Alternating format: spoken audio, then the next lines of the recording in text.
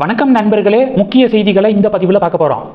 தினமலருடைய tea கடை bench அப்படிங்கிற segment இருக்குல்ல, அதில் அண்ணாமலையை பற்றி ஒரு விஷயம் சொல்லியிருக்காங்க. அண்ணாமலை பிஜேபியிலிருந்து விலகினதுக்கு அப்புறம் தொடர்ந்து தினமலர் அண்ணாமலைக்கு எதிரான செய்திகளை பரப்பிட்டு இருக்காங்க.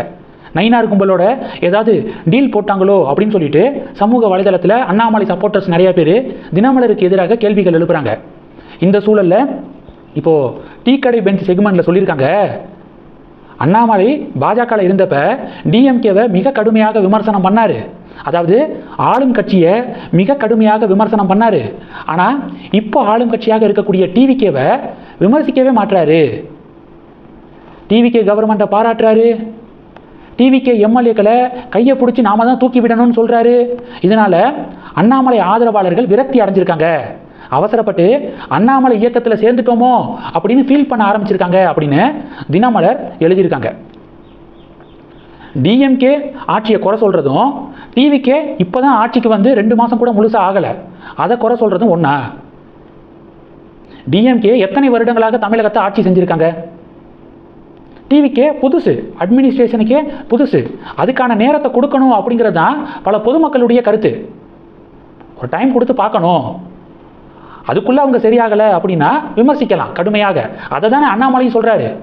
1 வருஷம் டைம் கொடுத்து பார்ப்போம், வலியுறுத்துவோம், சுட்டி காட்டுவோம் தவறுகளை, அதை சரி பண்ணிக்கணும். அவங்க சரி பண்ணலைன்னா அதிரடியாக நம்ம பேச ஆரம்பிக்கலாம் அப்படிங்கிறது தானே மலை சொல்கிறாரு. திராவிட கட்சிகள் பேசுகிறத பாருங்களேன். அனிதா ராதாகிருஷ்ணன் சொல்கிறாரு, 6 மாதத்தில் ஸ்டாலின் மறுபடியும் முதல்வராக வரப்போகிறாரு அப்படின்னு அனிதா ராதாகிருஷ்ணன்.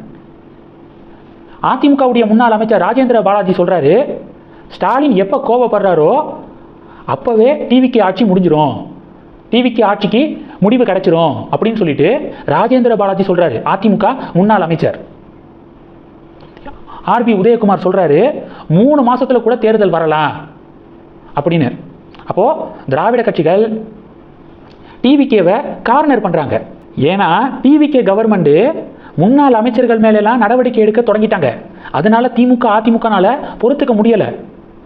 அதனால இந்த மொழியில் அவங்க பேசுகிறாங்க. அண்ணாமலைக்கு என்ன பயமா? 1 வருஷம் போகிற போக்க பார்ப்போம், வெயிட் பண்ணலாம் அப்படின்னு சொல்கிறாரு. சாமானிய மக்கள் அண்ணாமலை சொல்கிறத தான் சொல்கிறாங்க. டைம் கொடுத்து பார்க்கலாமே, அதுக்குள்ளே ஏன் விமர்சனம் பண்ணணும் அப்படிங்கிறதான் பெருவாரியான மக்களுடைய ஸ்டேட்மெண்ட்டாக இருக்குது. மக்களுடைய குரலை தான் மலை எதிரொலிக்கிறாரு. அதனால் தினமலருக்கு ஏதோ இன்டென்ஷன் போல அண்ணாமலையையும் அண்ணாமலை இயக்கத்தையும் கொச்சைப்படுத்தணும் அப்படிங்கிற இன்டென்ஷன் மாதிரி எனக்கு தெரியுது. இது ஒன்று. ரெண்டாவது என்ன பார்க்க போகிறோம்? லஞ்ச ஒழிப்புத்துறையுடைய இயக்குனராக அருண் ஐபிஎஸ் இருந்தார்ல தமிழக அரசாங்கம், அவரை மாற்றிட்டாங்க. லஞ்ச ஒழிப்புத்துறையுடைய ஐஜியாக இருந்த மகேஸ்வரி அவர்களே இயக்குனராக கூடுதல் பொறுப்பு வகிப்பார் அப்படின்னு தமிழக அரசாங்கம் நேற்று அறிவிச்சிருக்காங்க. அப்போ அருண் ஐபிஎஸ் போலீஸ் அகாடமியுடைய இயக்குனராக மாற்றப்பட்டுள்ளார். இது 2. மூணாவது என்ன பார்க்க போகிறோம்? கரூர் ஸ்டாம்பேடில் இறந்து போன 41 பேருடைய குடும்ப உறுப்பினர்களுக்கு சமீபத்தில் விஜய் அரசு பணி ஆணை வழங்கினார்ல, அதில் ஒரு டிபேட்டு. அன்புமணி ராமதாஸ் என்ன சொல்லியிருக்காரு? 1987 வன்னியர் சங்கம் சார்பாக வன்னியர்களுக்கான இடஒதுக்கீடு போராட்டம் நடந்துச்சு. அப்போ காவல்துறை துப்பாக்கி சூடு நடத்தினாங்க. அதில் 25 பேர் வந்து இறந்து போனாங்க. அந்த 25 பேருடைய வாரிசுகளுக்கு அரசு பணி வழங்கணும் அப்படின்னு அன்புமணி ராமதாஸ் வலியுறுத்தியிருக்காரு. அன்புமணி ராமதாஸை தொடர்ந்து வானதி சீனிவாசன் என்ன சொல்லியிருக்காங்க? 1998 கோயம்புத்தூர் பாம் பிளாஸ்ட் நடந்துச்சுல, 58 அப்பாவி பொதுமக்கள் இறந்து போனாங்க.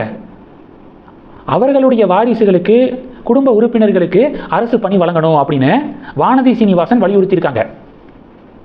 அப்போது விஜய் அவர்கள் ஸ்டாம்பேடில் இறந்து போனவங்களுடைய குடும்ப உறுப்பினர்களுக்கு அரசு பணி வழங்குறது தவறான முன்னுதாரணமாக போயிடும். தமிழகத்தில் பல இன்சிடென்ட்ஸ் நடந்திருக்கு. அதில் பாதிக்கப்பட்டவர்களுடைய குடும்ப உறுப்பினர்களுக்கு அரசு பணி அடுத்தடுத்து கேட்க ஆரம்பிச்சிருவாங்க அப்படின்னு நம்ம சேனலில் பேசியிருந்தோம். அதுதான் நடந்திருக்கு. நாம் சொன்னது மாதிரியே நடந்துருச்சு. இந்த செய்திகளை பற்றி உங்களுடைய பார்வைகளை மறக்காமல் கமெண்ட் பண்ணுங்கள். தொடர்ந்து கணக்கில் இருங்க. அடுத்தடுத்து நிறையா பதிவுகளை பார்க்க போகிறோம். நன்றி. ஜெய் ஹிந்த்.